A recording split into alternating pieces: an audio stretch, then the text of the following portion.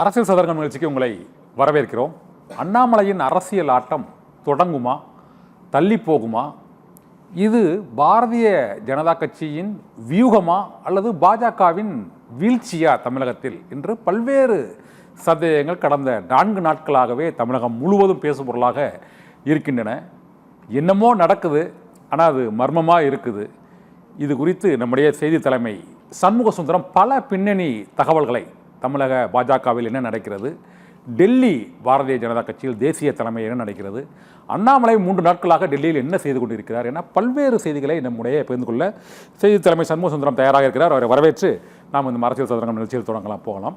இப்போது அண்ணாமலை தனிக்கட்சி தொடங்கக்கூடிய அளவுக்கு அவருக்கு என்ன நெருக்கடி ஏற்பட்டது அப்படிங்கிறத நம்ம முதல்ல பேசணும். ஏன்னா 2019 அவர் ஐபிஎஸ் பணியை ராஜினாமா பண்ணுறாரு.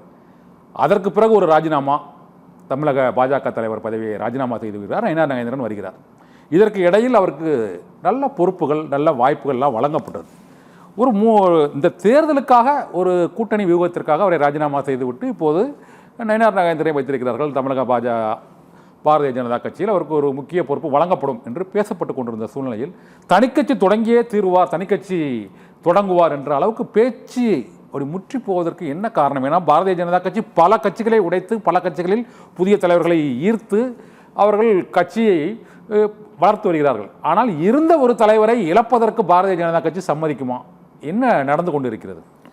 கண்ணன், இது நீங்கள் சொன்ன இந்த உடைத்தது சேர்ப்பது எல்லாமே தமிழ்நாட்டில் அவங்க செய்யலை. எல்லாமே மற்ற மாநிலங்களை தான் செஞ்சுருக்காங்க. தமிழ்நாட்டில் பாஜக என்ற ஒரு கட்சி இருந்ததே, பாஜக ஒரு கட்சியாக இருந்தது. அந்த கட்சி இருந்தது தெரிய வந்தது தமிழிசை சவுந்தரராஜன் மாநில தலைவராக இருக்கும்பொழுது, ஓரளவுக்கு தெரிஞ்ச டாக்டர் தமிழிசை இருக்கும் பொழுது பிஜேபி இருக்கின்ற மாதிரி தெரிய வந்தது. ஆனால் அண்ணாமலை பதவியேற்ற பிறகுதான் பாஜகவின் முகம் கிராமங்கள் கூட சென்று சேர்ந்தது. பாஜக கட்சிக்கு என்ன சின்னம் கூட தெரியாதவர்கள் நிறைய பேர் இருந்தாங்க. தாமரை சின்னம் தான் பாஜகவின் சின்னம் என்பதை அண்ணாமலை கட்சி தலைவராக ஆன பிறகு அவர் பம்பரம் போல சுயன்றது. அது மட்டும் இல்லாமல் இளைய தலைமுறையை பெருமளவுக்கு ஈர்த்தார். தினந்தோறும் தலைப்புச் செய்திகளில் இடம்பெற்றார். ஒவ்வொரு நாளும் அவர் பேசுகின்ற ஒவ்வொரு செய்தியாளர் சந்திப்பும் ஏதோ ஒரு வகையிலே அது ஹைலைட் ஆகும். அது பல மேரை பத்திரிகையாளை சண்டை போட்டுக்கொண்டே அவர் பிரபலமாகிவிட்டார் என்று கூட கொள்ளலாம். எதிர்மறை விமர்சனமாக இருந்தாலும் அந்த பாசிட்டிவ் பப்ளிசிட்டி போன நெகட்டிவ் பப்ளிசிட்டியும் அவர் நேர்முகமாக பயன்படுத்தி கொண்டார். எனவே பாஜகவின் முகமாகவே இருந்தார். அதே மாதிரி தைரியமாக 2024 நாடாளுமன்ற தேர்தலில் அதிமுக வேண்டாம் என்ற தனியாக கட்சி களமிறங்கி, தனி அணியுடன் களமிறங்கினார். 11% வாக்குகள், கண்ணன், 11% வாக்குகள் பெற்றார். பாஜக மட்டும் 11% பெற்றது. ஆனால் அதே பாஜக அதிமுகவுடைய அழுத்தம், கூட்டணி கட்சி தலைவருடைய அழுத்தம் ஆகியவற்றால் டெல்லி மேலிடம் வேறு வழியின்றி தலைமையை மாற்றியது. நயினார் நாகேந்திரன் உள்ளே வருகிறார். அண்ணாமலை புறக்கணிக்கப்படுகிறார். இன்னும் சொல்லலாம், ஒதுக்கப்படுகிறார் என்பதை விட புறக்கணிக்கப்படுகிறார் என்றே சொல்லலாம். ஏதோ ஒப்புக்கு அவர் 27 தொகுதிகளில் அவரை போட்டியிடுவார், கேட்ட தொகுதியும் கொடுக்கவில்லை. அவர் கேட்காத தொகுதி கொடுத்து வேண்டுமானால் போட்டியிடுங்கள் என்றால் கடைசியில் அவர் வேண்டாம் என்றார். கடைசியிலே அண்ணாமலை ஒரு ஏதோ பட்டும் படாமல் என்பார்கள் இல்லையா, அது மாதிரி பிரச்சாரம் கூட செய்தார். ஆனால் படுதோல்வி அடைந்தது பாஜக. ஒரே ஒரு இடத்தில், அதுவும் குறைந்த வாக்கு வித்தியாசத்தில் வெற்றி பெற்றார்கள். வாக்கு சதவீதம் கடாலடியாக குறைந்தது. 11 சிங்கிள் டிஜிட் 2, 3 என்ற அளவிலே வந்துவிட்டார்கள். எனவே பாஜகவினுடைய சரிவு என்பது மிகப்பெரிய சரிவாக இருந்தது. தமிழக பாஜக முகமான அண்ணாமலை அடுத்து என்ன செய்ய போகிறார் என்ற பொழுது வேறு வழி இல்லை அண்ணாமலைக்கு. he was forced to take a decision என்பார்கள். அதாவது தள்ளப்பட்டார், இந்த மாதிரி ஒரு முடிவு எடுப்பதற்காக தள்ளப்பட்டார். ஆனால் அண்ணாமலையும் பல மாதமாகவே, இப்போ நேற்று இன்றல்ல, இந்த 4 நாட்கள் என்று சொல்லி 4 நாட்களாக அதிக இருப்புகள் இருக்கிறதே தவிர, நீங்கள் முதல்ல கிட்டத்தட்ட ஒரு 6 மாதமே அவர் எலெக்ஷன் முன்னாடிலேருந்தே ஒரு புதிய கட்சி பூச்சாண்டி காட்டிக்கொண்டே இருந்தார்.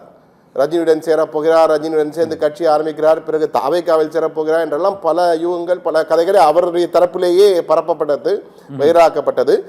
தற்போது 4 நாட்களாக இதுவரை பாஜக வரலாற்றிலே இல்லாத அளவுக்கு ஒரு முக்கியத்துவம் அண்ணாமலைக்கு கொடுக்கப்படுகிறது. அதற்கு காரணம் அண்ணாமலையுடைய இழப்பு மிகப்பெரிய இழப்பாக தமிழக பாஜகவுக்கு இருக்கும்.